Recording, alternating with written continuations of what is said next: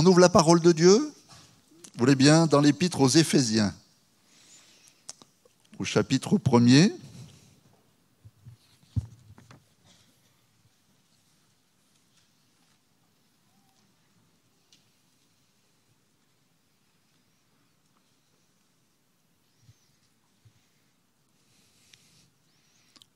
Éphésiens, chapitre 1er.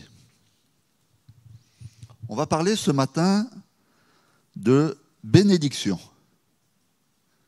Ça vous intéresse, la bénédiction? Amen. Je vois vos yeux qui pétillent. Hein? Baraka, dans certains pays. La baraka, hein? La bénédiction. Et en effet, elle est comprise comme une faveur de Dieu qui apporte un bienfait à des personnes. Qui n'a pas envie d'être béni? Est-ce qu'il y a ce matin des personnes qui ne voudraient pas être bénies de la part de Dieu? Je me rappelle que dans notre temps en mission, ça nous est arrivé quelquefois d'être arrêtés par des policiers. Voilà. Des policiers qui voulaient contrôler nos papiers, c'est tout à fait normal, ça se fait partout dans le monde. Et puis, en moi-même, je me disais, puisqu'ils m'ont arrêté, je vais aussi les arrêter un petit moment. Alors je leur demandais s'ils voulaient un évangile, voire une Bible, ce qu'ils acceptaient avec plaisir. Et puis, des fois, j'allais un petit peu plus loin en disant, est-ce que vous voulez que je prie pour vous? Parce que je suis pasteur. Alors leurs yeux, là, cette fois-ci, s'ouvraient encore plus, un grand sourire sur les lèvres. C'est oui, bien sûr. Voilà. Et il m'est arrivé, comme cela, en pleine rue, hein, à l'extérieur, de pouvoir poser mes mains sur des policiers et de prier au nom de Jésus pour qu'ils soient bénis. Amen. Je n'ai jamais encore pu le faire en France. Je ne sais pas si nos amis policiers accepteraient cela. Le Seigneur ne m'a pas donné encore une occasion comme celle-ci, mais qui sait? Qui sait? On va lire dans ce chapitre 1er, aux Éphésiens, verset 3, Paul écrit ces choses. « Béni soit le Dieu et Père de notre Seigneur Jésus-Christ, qui nous a bénis de toute bénédiction spirituelle dans les lieux célestes en Christ. En lui, Dieu nous a élus avant la fondation du monde pour que nous soyons saints et irréprochables devant lui. Il nous a prédestinés dans son amour à être ses enfants d'adoption par Jésus-Christ, selon le bon plaisir de sa volonté, pour célébrer la gloire de sa grâce, dont il nous a favorisés dans le bien-aimé. En lui, nous avons la rédemption par son sang, le pardon des péchés selon la richesse de sa grâce, que Dieu a répandu abondamment sur nous par toute espèce de sagesse et d'intelligence. Il nous a fait connaître le mystère de sa volonté selon le bienveillant dessein qu'il avait formé en lui-même pour le mettre à exécution lorsque les temps seraient accomplis, de réunir toutes choses en Christ, celles qui sont dans les cieux et celles qui sont sur la terre. En lui, nous sommes aussi devenus héritiers, ayant été prédestinés, suivant le plan de celui qui opère toutes choses, d'après le conseil de sa volonté, afin que nous servions à célébrer sa gloire, nous qui d'avance avons espéré en Christ. En lui, vous aussi, après avoir entendu la parole de la vérité, l'évangile de votre salut, en lui vous avez cru, et vous avez été scellés du Saint-Esprit qui avait été promis, lequel est un gage de notre héritage pour la rédemption de ceux que Dieu s'est acquis pour célébrer sa gloire. Amen. On aurait pu continuer ainsi dans le chapitre 2, chapitre 3, parce que tous ces chapitres ont le même thème, la bénédiction spirituelle. Béni soit Dieu qui nous a bénis de toute bénédiction spirituelle. On va revenir tout à l'heure sur cette expression, bénédiction spirituelle. Quand on énonce ou on parle du mot bénédiction ou être bénis de Dieu, à quoi pensons-nous dans un premier temps? Peut-être nous attendons autour de ce terme, peut-être d'abord une bonne santé.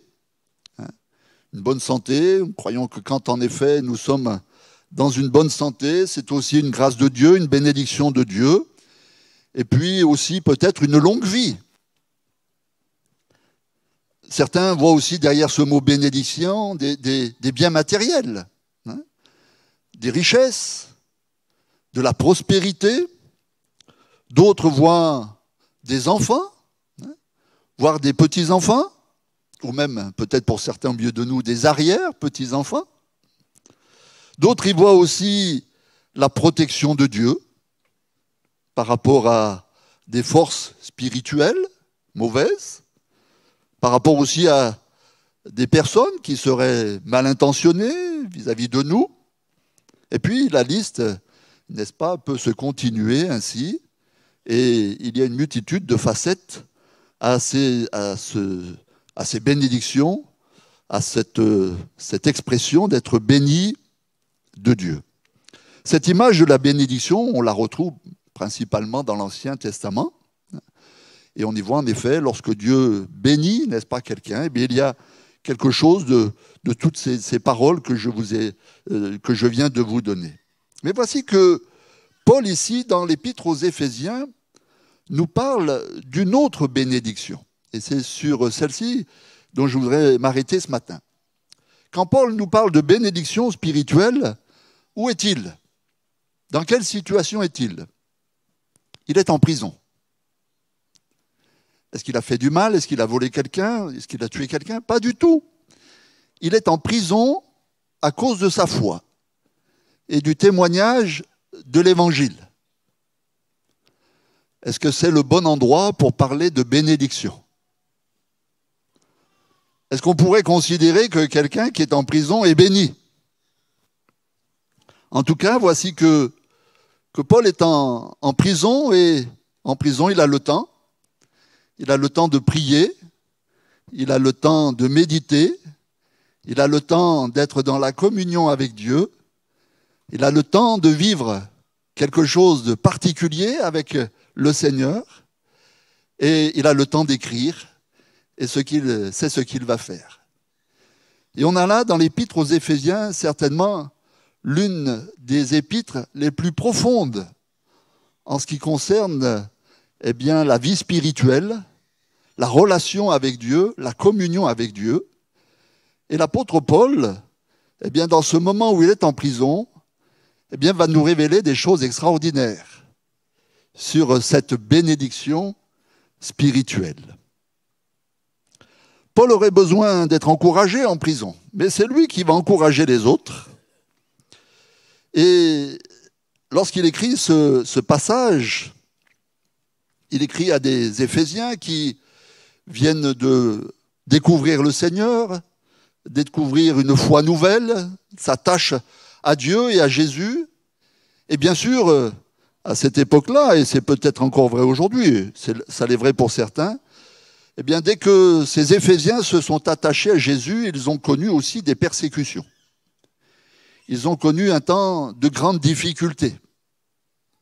Et les difficultés de l'époque, c'était le rejet de la communauté, le retrait de ces communautés, la perte de l'héritage pour certains, l'enlèvement de leurs biens pour d'autres. Ça pouvait être aussi l'enlèvement de leurs conjoints, de leurs enfants. En tout cas, les Éphésiens payaient cher leur attachement à Jésus, leur foi nouvelle. Ce n'est pas le cas dans notre pays, ou peut-être pas de cette ampleur, mais on le sait, dans certains pays encore aujourd'hui, il y a des hommes et des femmes, des frères et sœurs dans la foi, qui payent cher leur attachement à Jésus. Vous êtes au courant de cela? Ils payent cher. Et qu'est-ce qui peut faire que, eh bien, ils restent néanmoins attachés à Jésus, malgré cette somme, n'est-ce pas, de persécutions et de problèmes qui sont sur leur tête à cause de Jésus? Eh bien, c'est parce que, je le crois, ils sont attachés à la bénédiction, non pas matérielle, puisque souvent on a retiré ces choses-là, mais à la bénédiction spirituelle dont nous fait part ici l'apôtre Paul. Loin d'être découragé de sa situation, Paul dira « Béni soit Dieu ». Rappelez-vous, il est en prison. Et il dit « Béni soit Dieu ». Je ne sais pas si nous, si on nous mettait en prison, on pourrait avoir le même langage. « Béni soit Dieu ». Qu'est-ce qui fait qu'il est capable d'avoir un tel langage? « Béni soit Dieu qui nous a bénis de toute bénédiction spirituelle ». Paul adore Dieu. Il est là dans un temps d'adoration, d'exaltation, qui découle de son attachement à Jésus-Christ. Comme le terme l'indique, cette bénédiction spirituelle, eh bien, c'est une bénédiction qui est dans le domaine spirituel. Et on va s'arrêter un moment sur cette expression-là. Au travers, du moins dans cette bénédiction spirituelle, il y a une multitude d'aspects de l'apôtre Paul fait mention ici dans ces quelques versets. Et nous allons, si vous voulez bien maintenant, regarder un peu plus en détail. Verset 4. En lui, en Jésus, Dieu nous a élus avant la fondation du monde pour que nous soyons saints et irréprochables devant lui. Il nous a prédestinés dans son amour à être ses enfants d'adoption par Jésus-Christ. Alors ici, il y a deux termes peut-être pas faciles à aborder au premier abord. Il est parlé d'élection, Dieu nous a élus. Il est dit ensuite au verset 5, Dieu nous a prédestinés. Ça a beaucoup fait, n'est-ce pas, parler, ou du moins réfléchir les théologiens en se disant, mais qu'est-ce qu'il y a derrière ces mots? L'élection et la prédestination. Qu'est-ce qu'il y a derrière ces mots? Alors, on va faire simple ce matin, parce qu'on n'est pas tous des grands théologiens, je ne le suis pas. Moi, j'aime bien quand c'est simple, quand c'est accessible. Alors, j'ai trouvé quelque chose qui, en effet, me plaît bien, et je crois que ça correspond bien à la réalité de ce que nous vivons avec le Seigneur. Quand on parle d'élection et de prédestination, on pense que c'est Dieu qui choisit un tel plutôt qu'un autre, une personne plutôt qu'une autre. Est-ce que vous qui êtes là ce matin, vous pouvez penser cette chose-là, que Dieu vous a choisi vous, plutôt que quelqu'un de votre famille, quelqu'un qui serait proche de vous, qu'il y aurait eu comme un choix souverain de Dieu sur votre personne, plutôt que la personne qui était à côté de vous? Est-ce qu'on peut imaginer quelque chose comme ça? On verrait plutôt cela comme une injustice. Pourquoi moi plutôt que l'autre? Pourquoi moi plutôt qu'un membre de ma famille, un frère, une sœur, un parent? Pourquoi moi? Comme si Dieu choisissait et qu'on n'a rien à y faire quelque part. Il y a un choix souverain de Dieu, c'est toi, et puis c'est tout. Je ne crois pas qu'il en est ainsi. Je ne crois pas qu'il faut penser comme cela. Peut-être pour comprendre cette grande vérité spirituelle, on va imaginer une petite histoire. Un père qui fait une annonce. Voici cette annonce. Je ferai une faveur toute particulière à celle qui aimera mon fils et qui voudra l'épouser. Le père, c'est Dieu, n'est-ce pas? Le fils, c'est Jésus. Et l'épouse, c'est nous. En tout cas, l'annonce est lancée. Je ferai une faveur toute particulière. Il fera partie des élus à celui ou celle qui aimera mon fils et qui voudra l'épouser, qui fera partie de l'Église, l'épouse du Christ. En lançant cet appel, le Père ne choisit pas l'épouse. On est bien d'accord? Il ne choisit pas. Il lance l'appel. Il lance l'invitation. Et puis le Père de continuer, celui ou celle qui acceptera sera accepté par moi. Si il ou elle aime mon Fils, il sera aimé par moi à cause de mon Fils. Elle sera élue. Ainsi, l'annonce a été faite, l'évangile est prêché. Vous avez entendu un jour l'évangile, n'est-ce pas? Vous l'avez entendu. Il était prêché à vos oreilles. Un autre était peut-être à côté de vous. Vous l'avez reçu, cet évangile, alors que peut-être celui ou celle qui était à côté de vous ne l'a pas reçu. Jésus a dit, quelque part, il y a beaucoup d'appelés.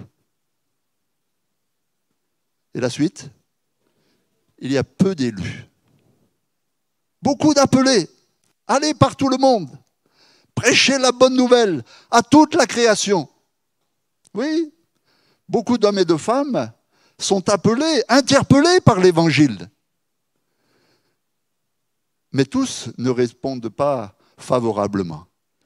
J'ai eu l'occasion un jour d'être au fin fond de la Guinée, dans un tout petit village, et on m'a demandé de prêcher l'Évangile à un homme qui était mourant. Alors j'ai mis tout mon cœur, toute ma force, tout ce que je pouvais. Je le fixais, n'est-ce pas, et je voyais qu'il n'en voulait pas. Et puis à un moment, je lui ai demandé, je lui ai dit, est-ce que vous l'acceptez, Jésus?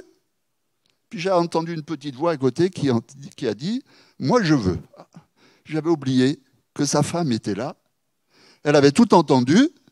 Je ne m'adressais pas à elle, mais elle avait bien compris le message. Et c'est elle qui a répondu. C'est elle qui a été élue.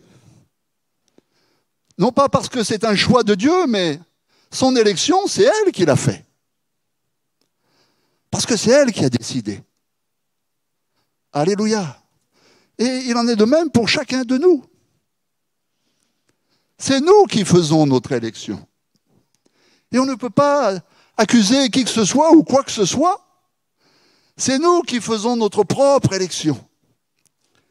Est-ce que je réponds, oui ou non, favorablement au message de l'Évangile? Est-ce que le bien-aimé qui m'appelle, celui qui donne sa vie pour moi, qui pardonne mes péchés, est-ce que je réponds favorablement à ce qu'il fait pour moi? Est-ce que je suis prêt à devenir, entre guillemets, son épouse?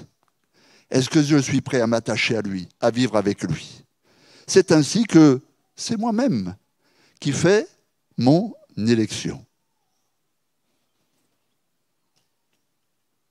Cette élection, elle est basée non pas sur un intérêt, mais sur l'amour. Le Père annonce, le Père dit, celui qui aimera mon Fils. Pour être élu, il faut aimer le Fils. Et ce qu'il a fait aussi pour être aimé. L'amour est indissociable de cette alliance-là, de cette élection.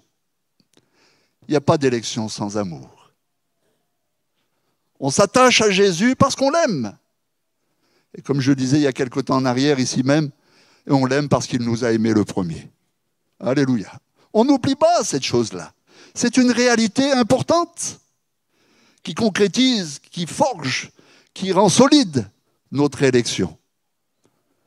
Qu'il n'y ait pas d'autre raison pour vous attacher à Jésus. Ne soyez pas de ceux qui disent « moi je vais m'attacher à Jésus pour les bénédictions matérielles ». En disant « il vaut mieux avoir Jésus dans sa poche plutôt qu'à l'extérieur de sa poche ». Jésus peut m'apporter de bonnes choses, oui certainement. Mais si un jour vous vous retrouvez comme l'apôtre Paul en prison à cause de votre élection, à cause en effet de votre attachement à Jésus, et que vous perdez là toutes les bénédictions matérielles, qu'en sera-t-il à ce moment-là? Comment sera votre cœur? Est-ce que vous allez abandonner ce Jésus ou bien, malgré tout, comprendre qu'il y a un attachement bien plus fort que les bénédictions matérielles qui m'attache à Jésus? Qui m'attache à Jésus. C'est certainement, et l'apôtre Paul le met en premier là dans son passage, dans son écrit, c'est certainement la bénédiction la plus importante que Dieu nous accorde en Jésus-Christ. Dans l'évangile de Jean, l'apôtre dit aussi « À tous ceux qui l'ont reçu, à ceux qui croient en son nom, elle a donné le pouvoir de devenir enfants de Dieu, lesquels sont nés non du sang ni de la volonté de l'homme, mais de Dieu. » Cette bénédiction spirituelle est pour ceux qui croient et qui reçoivent Jésus-Christ de la bonne manière, par amour. Je l'aime parce qu'il m'a aimé le premier. Je lui démontre mon attachement parce qu'il a démontré son amour pour moi. Il est allé jusqu'à la mort, et jusqu'à la mort de la croix. Verset 5, il est dit, il nous a prédestinés dans son amour à être ses enfants d'adoption. Devant Dieu, nous ne sommes pas des esclaves qui trembleraient devant un maître tyrannique. Non, nous sommes dans une relation filiale. Nous sommes devenus des enfants de Dieu. Nous sommes dans des relations de père à fils, avec Jésus comme grand frère, comme lui-même pouvait dire qu'il avait une bonne relation avec son Père, avec Dieu lui-même.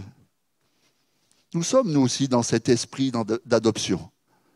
Nous sommes des enfants adoptés par Dieu lui-même. Voici que nous avons un statut, enfant de Dieu, adopté par Dieu. Et l'apôtre Paul, qui avait bien compris cette relation maintenant qu'il attachait à Dieu, pouvait dire, nous crions « Abba Père », Papa. Abba était le premier mot qu'un enfant disait à son père, Papa. Et l'apôtre Paul de dire, nous crions « Abba Père, Papa ». Voilà la relation que nous avons avec Dieu. Papa. Ce n'est pas une relation de maître à esclave, de dominant à dominé. C'est une relation d'amour. Vous avez des enfants, j'en ai aussi. Quelle relation avez-vous avec eux? J'espère que vous avez une relation filiale. Pas une relation de dominant à dominé. Une relation, en effet, proche, intime. Où, en effet, il y a de l'amour de parents vers ses enfants et des enfants, en retour, aiment leurs parents. Quelle relation avons-nous avec Dieu? L'apôtre Paul dit que dans cette élection, eh bien, il y a cette adoption. Dieu nous a adoptés. Nous faisons partie maintenant de la famille de Dieu. Dans la même épître, il dit, nous sommes des gens de sa maison. De sa maison, comme une maison familiale, où quelque part, nous ne sommes pas des inconnus, nous faisons vraiment partie de la famille de Dieu. Alléluia. Nous sommes ses enfants à part entière. Et puisque nous sommes les enfants de Dieu, alors les bienfaits de Dieu sont pour nous. Ils découlent de notre filiation avec Dieu, de notre attachement à Dieu. Quel parent ne donne pas de bonnes choses à ses enfants? Et tout parent normaux le fait, n'est-ce pas? Ça va accorder des grâces, de bonnes choses à leurs enfants. Est-ce qu'on peut en attendre moins de notre Dieu, de notre Père qui est dans le ciel? À partir du moment où nous avons cet attachement avec Dieu, Dieu nous comble de ses bienfaits. J'aurais dû entendre un grand amen là. Dieu nous comble de ses bienfaits. Alléluia. Nous ne manquons de rien. Nous sommes dans cet état paisible où nous savons que nous avons un Père bienveillant, un Père qui prend soin de nous à tout niveau et qui sait aussi nous accorder les grâces dont nous avons besoin. Amen. Ça nous met dans une paix profonde en disant, mais il n'y a pas d'inquiétude à avoir. Et l'apôtre Paul, qui était en prison, était aussi dans cet état d'esprit. Il n'était pas là à se morfondre, quand est-ce que je vais sortir, etc. Non. J'ai un Père, j'ai Dieu comme Père. Il va prendre soin de moi, il va s'occuper de moi. Et il sortira de prison, l'apôtre Paul. Un peu plus loin, il dira, Aussi, nous avons la rédemption et le pardon des péchés. Nos péchés sont pardonnés en Christ, car celui qui croit en lui croit aussi dans son sacrifice pour nos péchés. N'oublions jamais le sacrifice accompli par Jésus pour nous.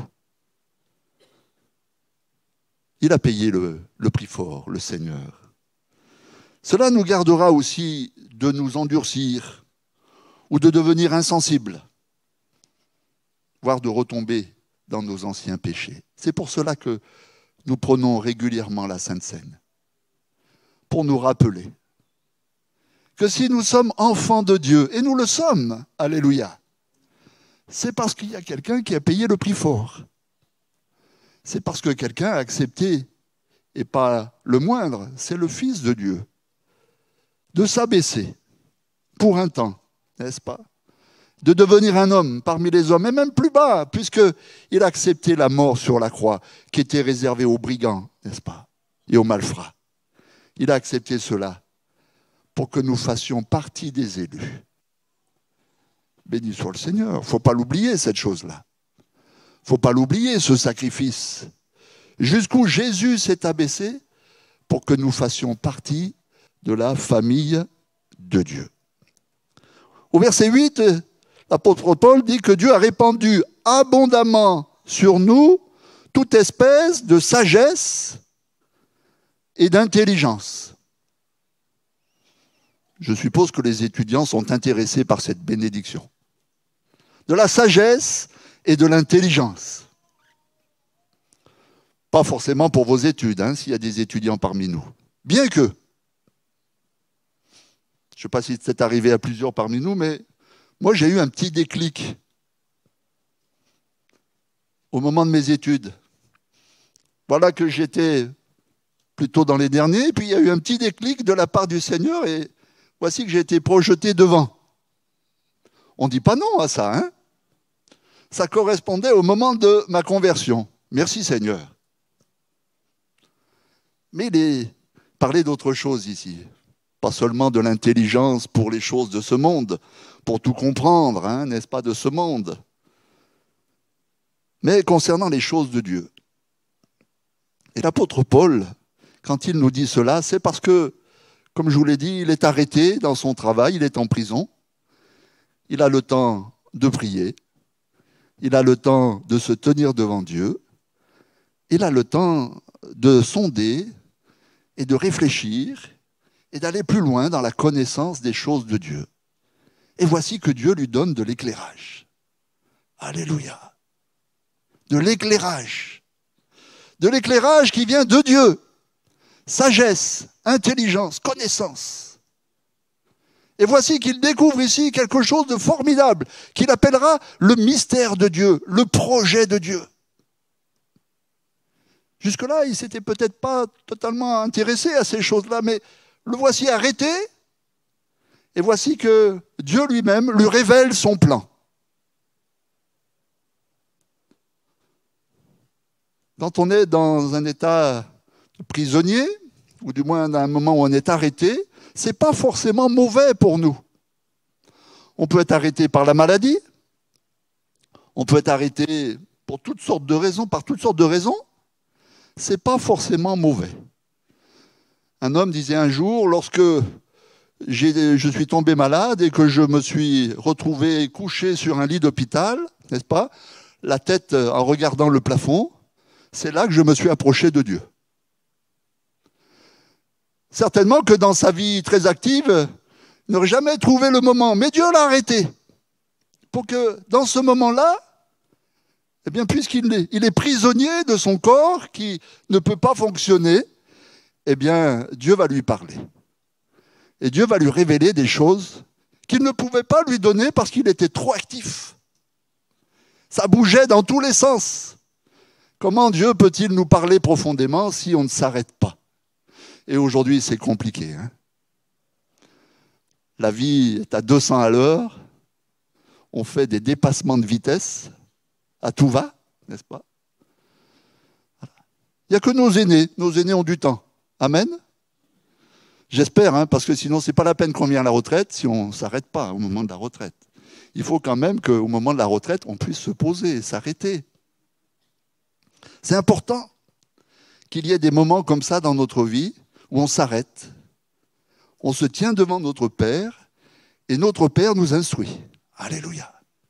Il nous donne de la sagesse et de la connaissance. Alléluia. Voici qu'il enrichit notre cœur, notre âme, notre esprit des choses de Dieu. Ça nous fait un bien fou, frères et sœurs. J'espère pour vous que dans votre vie, vous connaissiez un tel moment que vous le fassiez de bon gré ou mal gré. Je veux dire quelque part, volontairement ou involontairement. Dieu veut nous parler. Il veut nous communiquer ses plans, les choses de Dieu, afin que nous ne soyons pas superficiels avec le Seigneur. Mais voici qu'à un moment, nous allons nous enfoncer, nous enraciner dans la relation avec Dieu. Ça sera essentiel pour la suite. Je ne suis pas un prophète de malheur. Je ne dis pas au Seigneur de vous arrêter par un accident. Non, non, non, non. Dieu sait comment il va vous arrêter, parce qu'il veut vous parler. Il veut vous remplir de sa sagesse et de sa connaissance. Alléluia. Vous savez, dans la parabole de Jésus, ce qui est dangereux pour celui qui n'a pas les racines. Hein, Jésus le dit dans la parabole des terrains. Qu'est-ce qui se passe à celui qui n'a pas les racines, qui n'enfonce pas ses racines dans le sol? Voici qu'une difficulté survient, comme un temps de canicule, vous voyez. Ça, on connaît la canicule à Bordeaux. Hein. Voilà. Et puis voici que la plante, elle sèche, parce qu'elle n'avait pas de racines. Seigneur, garde-nous d'être comme ça. D'avoir si peu de racines qu'au moindre coup de chaleur, au moindre coup de chaud, pof, on ne nous voit plus, notre foi s'arrête, il n'y a plus rien. Pouf, tout est envolé. Seigneur, garde-nous. Arrête-nous pour que nous allions chercher profondément dans la communion avec toi, sagesse et intelligence, que tu voudras bien répandre, comme dit l'apôtre Paul, abondamment. Les limites de la connaissance de Dieu, c'est nous qui les fixons. Si nous prions et demandons au Seigneur, donne-moi de l'intelligence spirituelle, est-ce que Dieu va vous refuser une telle prière? Donne-moi de gagner au loto, ça, il risque de la refuser. Hein? Mais donne-moi de la connaissance spirituelle, ça, le Seigneur ne refusera jamais une prière comme ça. Alors que vous êtes en train de lire et de méditer sur la parole de Dieu, dire Seigneur, que mes racines s'enfoncent un peu plus profondément encore. Mais le Seigneur ne va pas vous refuser une telle prière. Au contraire. Au contraire. Verset 11, nous sommes devenus héritiers. On rejoint le privilège d'être enfants de Dieu.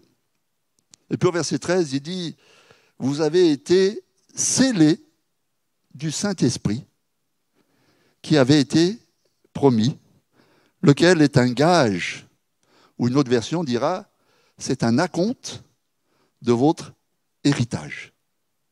Waouh, il y a plusieurs mots là. Hein. Un acompte. Un acompte, c'est qu'une petite partie de quelque chose qui est plus grand. Vous êtes d'accord avec moi? Voilà. Et vous avez été scellés par le Saint-Esprit. Quelque part, il y a comme quelque chose qui ne peut plus se défaire. Le Saint-Esprit a attesté à votre esprit que vous êtes enfants de Dieu. C'est scellé. Une fois pour toutes. Ça y est. L'élection est faite. L'adoption est faite. Maintenant, vous êtes enfants de Dieu. C'est scellé par le Saint-Esprit à vie, et plus qu'à vie même, pour l'éternité. C'est pour cela que l'apôtre Paul écrira, mais qui nous séparera de l'amour de Dieu? Qui? Quoi? Quoi? Qu'est-ce qui peut nous séparer du Seigneur? Rien. Plus rien. Et là, l'apôtre Paul, en prison, il est bien conscient de ça. Il est d'autant plus affermi, consolidé dans cette pensée que même en prison, rien ne peut le séparer de l'amour de Dieu manifesté en Jésus-Christ. Rien ne peut le séparer de cette élection. Il est scellé avec le Seigneur par le Saint-Esprit. Il fait partie des enfants de Dieu. Il va garder cette bénédiction jusqu'à la fin de ses jours terrestres qui vont se continuer dans l'éternité. Alléluia.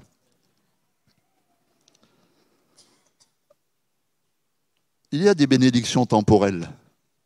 Oui, merci Seigneur, qui ne sont pas automatiques. Mais est-ce qu'elles nous attachent au Seigneur pour les bonnes raisons? Certains se sont découragés parce que ces bénédictions temporelles, ils espéraient cela de la part du Seigneur, eh bien, ne venaient pas comme ils voulaient. Ils pensaient que lorsqu'on devient chrétien, ça coule en abondance, vous voyez, comme une corne d'abondance qui se déverse continuellement sur l'enfant de Dieu. Ce n'est pas automatique. Le Seigneur reste le Seigneur. Le Maître reste le Maître. Le Roi reste le Roi. Et nous lui appartenons. Il fait comme il veut avec nous. Mais par contre, les bénédictions spirituelles, si on les comprend bien, celles-ci, eh bien, elles demeurent. Elles demeurent, qu'importe les circonstances. Qu'importe les moments de notre vie, que l'on soit au début, que l'on soit à la fin de notre vie, elles demeurent. Et c'est à celles-ci que l'on doit rester attaché.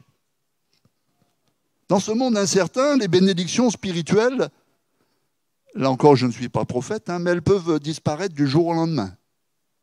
On ne sait pas de quoi sera fait l'avenir. On nous parle de pouvoir d'achat, mais on nous parle aussi de guerre, de crise. Moi j'ai l'impression que depuis que je suis jeune, on n'arrête pas de nous parler de crise. Le monde est en crise. Alors, soit c'est une crise continuelle, certainement, puisque ça ne s'arrête pas. Et donc on est comme là, suspendu à un avenir de ce monde qui est très incertain. Aujourd'hui, on a encore la liberté de se rassembler, de se réunir, de chanter le Seigneur. Et merci à nos frères et sœurs qui nous ont fait chanter ce matin. Voilà, d'entrer ensemble dans la présence de Dieu, de nous réjouir devant lui. Mais peut-être qu'un jour, cette bénédiction-là nous sera aussi retirée. Qu'est-ce qui nous restera, frères et sœurs? La bénédiction spirituelle. Alléluia. Chacun de nous, eh bien, pourra peut-être se rassembler avec d'autres, peut-être pas, peut-être serons-nous coincés chez nous, dans notre propre sphère, et on devra, eh bien, malgré tout, continuer à vivre avec le Seigneur. On ne sait pas, qu'importe, mais celle-ci, personne ne pourra nous l'ôter. Alléluia. Et le diable, avec tous ses efforts, si nous restons attachés au Seigneur, si nous gardons bien nos racines en lui, rien ne pourra nous séparer de l'amour de Dieu manifesté en Jésus-Christ. Alléluia. Alors mes frères et sœurs, ce matin, oui à la bénédiction, mais à la bénédiction spirituelle par-dessus tout. On est bien d'accord? Le reste, c'est une grâce de Dieu dans un temps particulier, défini. Et bien de ces choses, on va les laisser sur terre. On va les laisser, les abandonner lorsque on rejoindra le Seigneur. Mais la bénédiction spirituelle, on l'emmène avec nous. Alléluia. Celle-ci, on la garde jusque dans l'éternité. Est-ce qu'on peut se recueillir quelques instants et que chacun se place devant Dieu ce matin et remercie le Seigneur pour cette bénédiction spirituelle. Voilà. Et qu'il rend grâce à Dieu dans son cœur. Oui, dit comme l'apôtre Paul ce matin, béni soit Dieu. Béni sois-tu, mon Dieu, pour la bénédiction spirituelle. Béni sois-tu. Seigneur, je ne sais pas ce que je vais connaître. Tu vois même peut-être dans quelle prison je suis. Prison au niveau de la santé, au niveau des difficultés. Peut-être prison aussi au niveau de l'âge. Tu vois combien mon corps est fatigué, combien ça devient difficile. Mais Seigneur, même dans cette prison-là, je veux te bénir. Alléluia. Je veux dire béni soit Dieu pour la bénédiction spirituelle. Que les années ne peuvent pas m'enlever, m'arracher. Je la garderai jusqu'au bout. Tu le veux, Seigneur, tu m'as élu pour cela. Je t'ai donné ma vie, je t'ai donné mon cœur. Et je veux garder cette bénédiction plus que toutes les autres. Béni sois-tu, mon Seigneur et mon Dieu. À toi toute la gloire. À toi toute la gloire. Dans le beau nom de Jésus. Amen. Amen. Que Dieu vous bénisse.